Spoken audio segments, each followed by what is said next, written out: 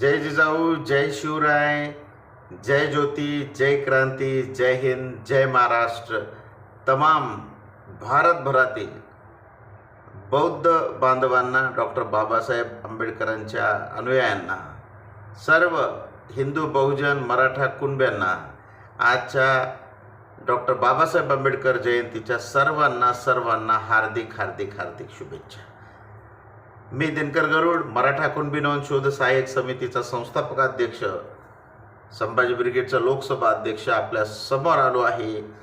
आज डॉक्टर बाबासाहेब आंबेडकर जयंतीच्या पावन मोक्यावर हे सांगण्यासाठी की डॉक्टर बाबासाहेब आंबेडकरांचा विचार, डॉक्टर बाबासाहेब आंबेडकरांचे फोटो, डॉक्टर बाबासाहेब आंबेडकरांचं तत्त्वज्ञान हे मराठा कुणब्यांच्या घरामध्ये कसं आलं, कोणी आणलं आणि रुजवलं कोणी, आणि याचं जे परमोच्च शिखर या विचाराचं, ज्या विचारानं आम्हाला आरक्षणासाठी प्रेरित केलं, या विचाराचं परमोच्च शिखर कोणी बांधलं, इथपर्यंत आपण विवेचन करणार आहोत.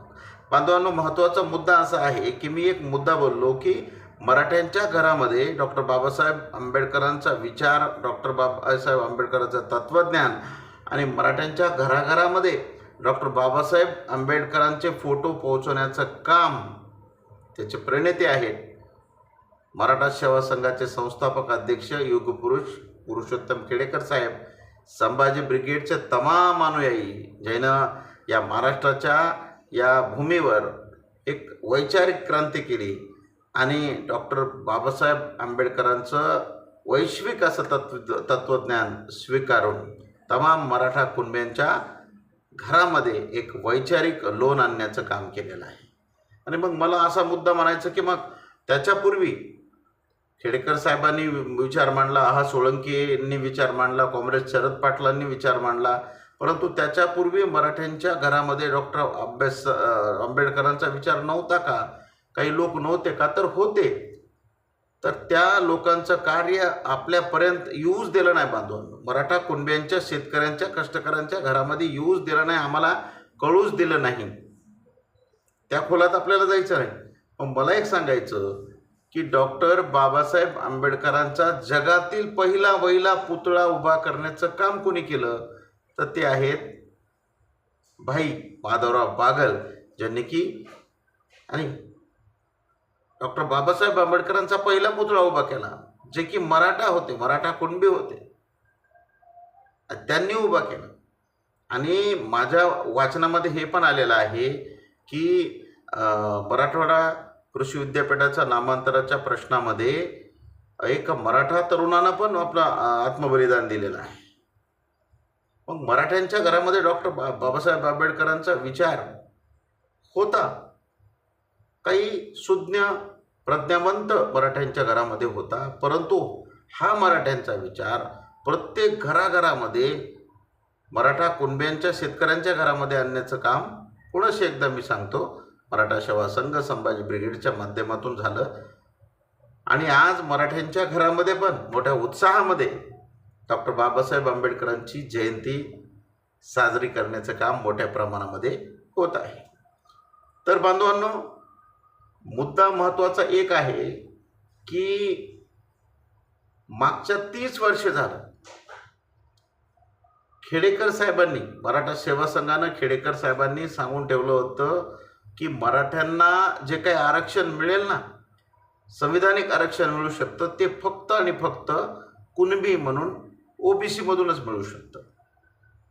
घटनादत्त आरक्षण आपण बघतो. आरक्षणाचा लढा कैलासवासी अण्णासाहेब पाटील यांच्यापासून सुरू झालेला लढा, मध्ये कोपर्डीची ताई असेल, काकासाहेब शिंदे असतील, आणि तमाम आजपर्यंत या मराठा आरक्षणासाठी बलिदान केलेले तमाम मावळे यांचं बलिदान कामाला आलं. सेवा संघाचा विचार जो रुजवला, जी मुळं रुचवली ती कामाला आली. आणि याचं यशोशिखर किंवा परमोच्च शिखर जर प्राप्त झालं तर ते जरांगे पाटील, होय मनोजदादा जरांगे पाटील यांच्या धाडसी नेतृत्वामुळं. आणि हे जे काही आरक्षणाचं लोन आहे ते कुणबी आरक्षणाच्या माध्यमातून, ओबीसी आरक्षणाच्या माध्यमातून प्रत्येक मराठ्यांच्या घराघरामध्ये येत आहे, येणार आहे आणि येणाऱ्या 5 वर्षामध्ये एकही मराठा हा आरक्षणापासून वंचित राहणार नाही. हे काम केलं संघर्ष योद्धा मनोजदादा जरांगे पाटील यांनी. मी एक पार्श्वभूमी घेऊन आलो सांगत की आणि मुद्दाम या पार्श्वभूमीवर आजच्या डॉक्टर बाबासाहेब आंबेडकर जयंतीच्या पार्श्वभूमीवर की हे लक्षात घ्या की आरक्षणाचे जनक छत्रपती शाहू महाराज ज्यांनी अनेक विद्यार्थ्यांना, वेगवेगळ्या जातीच्या विद्यार्थ्यांना त्यांना शिक्षणामध्ये त्यांनी पुढे यावं म्हणून त्यांनी आरक्षण दिलं. आणि याच आरक्षणाला, हे बघा लक्षात घ्या, फार महत्त्वाचे मुद्दे आहेत, ही एक लिंक आहे. याच आरक्षणाला घटनाबद्ध संविधानाची चौकटीत बसवण्याचं काम डॉक्टर बाबासाहेब आंबेडकरांनी केलं. आणि त्याच वेळेस आंबेडकरांनी घटनेच्या 340व्या कलमान्वये आपल्याला मराठ्यांना पण आरक्षण देता येतं हे सिद्ध करून दाखवलं आहे. काका कालेलकर आयोग वगैरे बरंच काही त्याच्यामध्ये इतिहास आहे. एक लिंक सांगतोय, लक्षात घ्या मुद्दा. आणि छत्रपती शिवाजी महाराजांनी 18 पगड जातींना जे काही गड किल्ले इथले सुभेदार असतील, सरदार असतील निर्माण केलं. आणि त्याच डॉक्टर बाबासाहेब आंबेडकरांनी आपण बघतो की महाडच्या तळ्याच्या तिथे रायगडाच्या पायथ्याशी मनुस्मृतीचं दहन केलं. अन्यायकारक असा जो काही बहुजनावर मानसिक गुलाम करणारा हा कायदा, हे जे काही पुस्तक आहे मनुस्मृतीचं, त्याचं दहन केलं.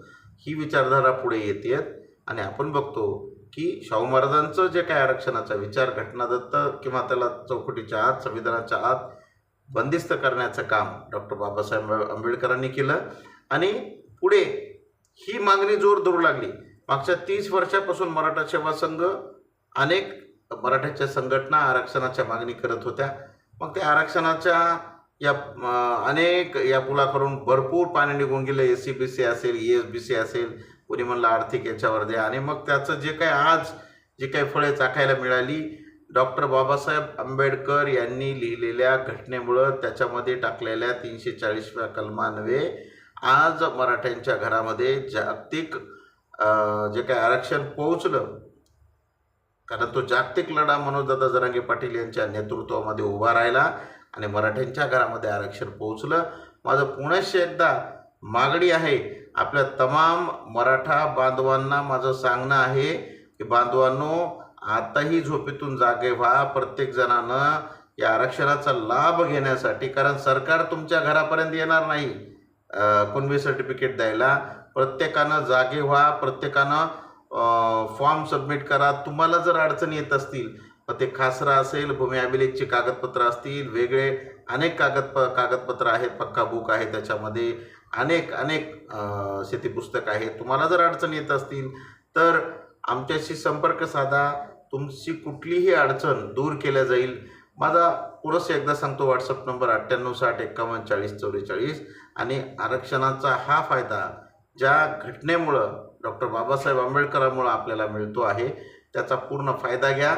आणि तमाम मराठ्यांना येणाऱ्या 5 वर्षामध्ये आपण पूर्ण कुणबी OBC आरक्षणामध्ये बसून आपल्या लेकरांचं शैक्षणिक कल्याण करून घ्या. धन्यवाद. जय जिजाऊ, जय शिवराय.